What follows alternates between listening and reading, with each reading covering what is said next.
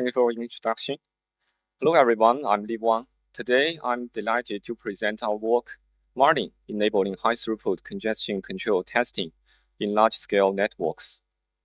This project comes from Nanjing University, and it focuses on practical congestion control testing and validation in real-world scenarios. Congestion control algorithms play a crucial role in cloud networks. They regulate the number of packets injected into the network, preventing performance degradation. There are many congestion control algorithms, and they are continuously evolving. Each one has lots of configurable parameters. Cloud providers face a tough challenge to choose the right algorithm and fine-tuning both congestion control parameters and switch settings. So, how we select and validate congestion control algorithms in real-world deployments. Cloud providers typically rely on network load tester to evaluate protocol performance. These testers generate high-throughput traffic to simulate real-world conditions, enabling them to assess the performance of device under test. Load testers are widely used for performance monitoring, stress testing, and troubleshooting. And the device under test can be a single device like a fixed function switch or router, or a programmable device like a Arduino, or even a combination of multiple network components. Both academia and the industry have proposed various load tester architectures. However, none of them fully satisfy three key requirements: handling high-throughput congestion control traffic, customizable congestion control implementations, and generating traffic with congestion control behavior. Software testers are limited by CPU frequency, while FPGA-based testers are constrained by interface count. Neither can handle truly high-throughput congestion control traffic. Some commercial testers do support layer 4 to 7 testing, but they don't focus on congestion control, don't allow customizable congestion control implementations, and can't achieve terabit per second level throughput in a single device. Programmable switch-based testers like NOMA struggle with complex congestion control logic due to pipeline constraints. As a result, they fail to provide both customizable congestion control and congestion control-aware traffic generation. To effectively test congestion control algorithms, programmable device must satisfy three properties: programmability, packet processing frequency, and throughput. High programmability systems such as CPUs and FPGAs allow full flexibility in implementing congestion control logic. However, programmable switch offer restricted programmability with limited logic expressness. Due to their low clock frequencies, CPUs are insufficient for high-performance testing. On the other hand, both FPGAs and programmable switches can process packets at line rate, regardless of packet size.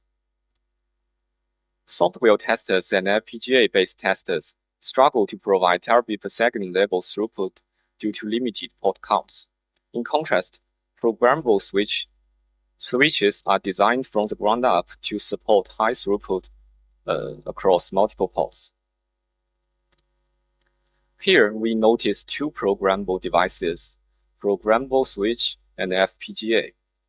Both of them offer high packet processing frequency, making them suitable for high-speed data plane interactions. But there's an interesting contrast.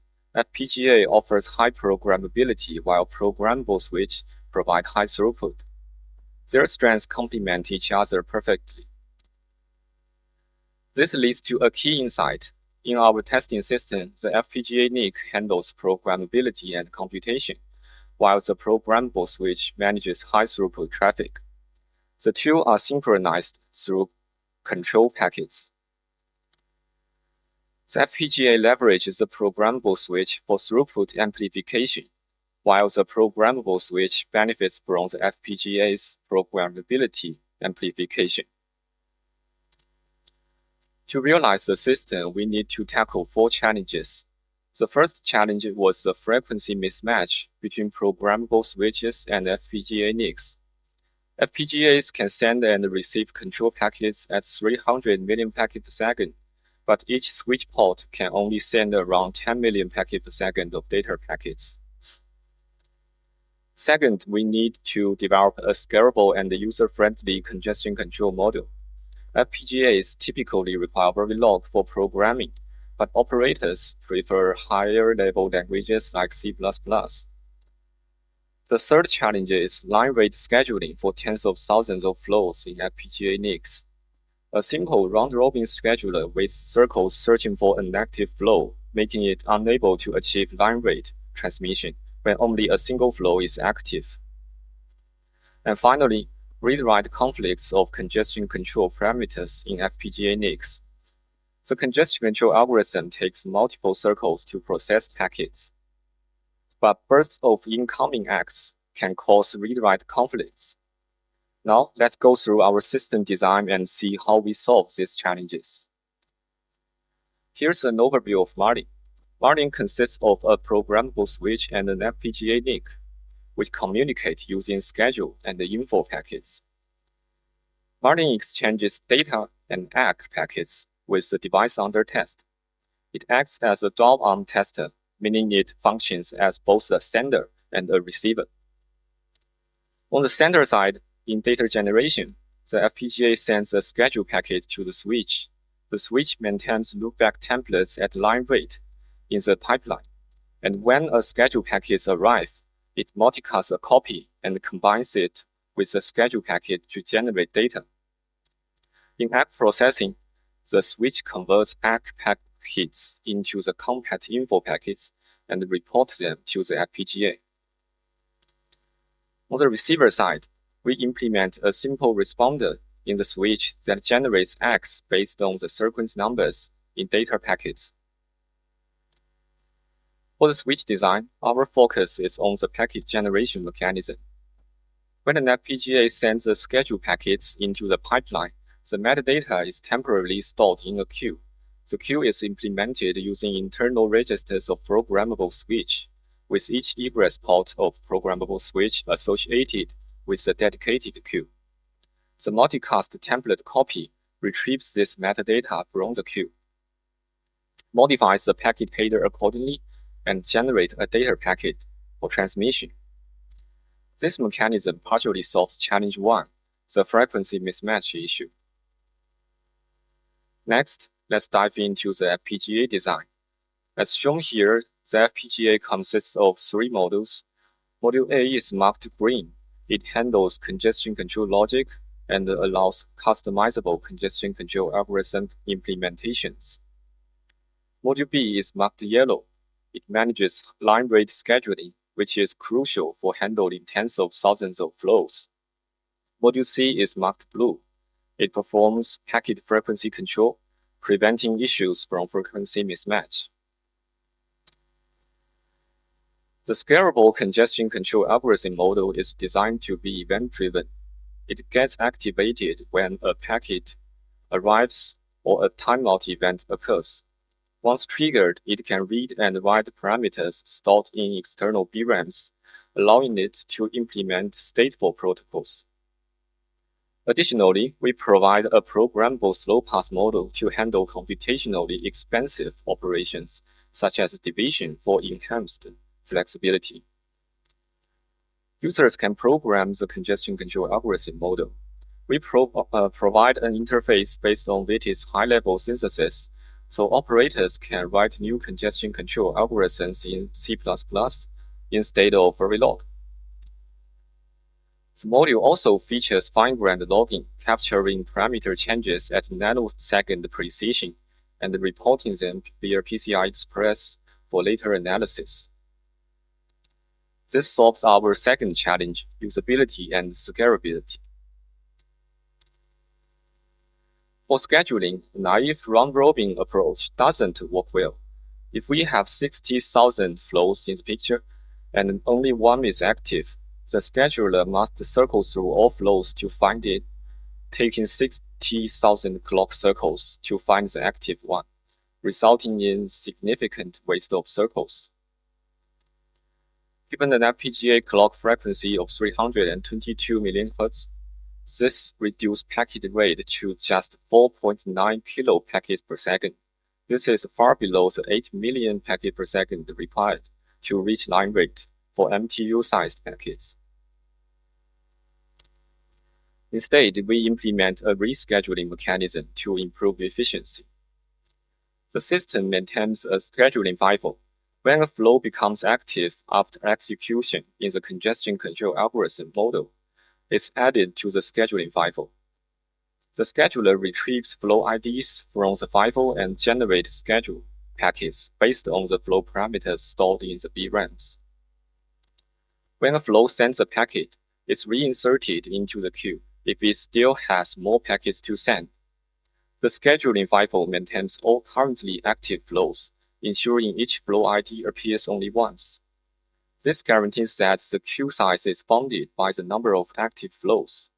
After scheduling, this flow is placed at the end of the queue, ensuring fairness. If only a single flow is active, the rescheduling mechanism consumes minimal clock cycles, allowing the flow to reach line rate. This ensures that we can handle tens of thousands of flows, solving the third challenge. Finally, we need to address packet frequency control to prevent issues like buffer overflow and read-write conflicts. On the ingress side, bursts of X can arrive at a rate as high as 100 million packets per second. However, the congestion control module can only process them at about 8 million packets per second. This mismatch can cause read-write conflicts when the module tries to handle the incoming X. On the egress side, bursts of schedule packets can also be generated at 100 million packets per second.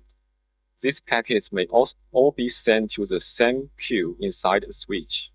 However, the switch can only process each queue at 8 million packets per second, which can lead to internal queue overflow. To handle these frequency mismatches, we use timers to pace packets at controlled rates, solving the first and fourth challenge. We implemented Marlin using a Tofino 1 programmable switch and an AVO U280 FPGA NIC. Using our programmable interface, we implemented Reno DC-TCP and DC-QCM. The table below presents lines of code, clock cycles per execution, and hardware resource usage percentages for each algorithm. Implementing congestion control algorithms using our interface doesn't require more code than usual, and resource consumption is primarily concentrated in parameter storage. In the following experiments, Marlin is directly connected to the device under test. We tested Marlin under two scenarios, multiple flows per port and one flow per port, where 5 flows started sequentially. We observed that the flows from the same port fairly share the port's bandwidth. Even with just one active flow, it was able to achieve line rate. We also tested Marlin under congestion, where the 5 flows competed for bandwidth. They quickly and accurately converged to a fair state. This shows that Marlin can generate high-performance congestion control traffic effectively. Next, we verified Marlin's real-world fidelity using a wave search traffic pattern. In a test with identical conditions, we compared the traffic generated by Marlin with that from Mellanox Connect X5 NICs. The results show that Marlin's traffic closely matches real-world production network behavior. We also tested Marlin under maximum capacity with all flows enabled. Marlin performed well under stress. So, Marlin demonstrates high fidelity to real-world scenarios. To wrap up, Marlin is a novel network load tester that enables practical congestion control deployment testing. First, Marlin provides high performance by leveraging a hardware architecture that combines programmable switches and FPGA NICs, enabling it to generate terabit per second level congestion control traffic with over 60,000 concurrent flows. Second, Marlin demonstrates high fidelity by mimicking real-world network behavior.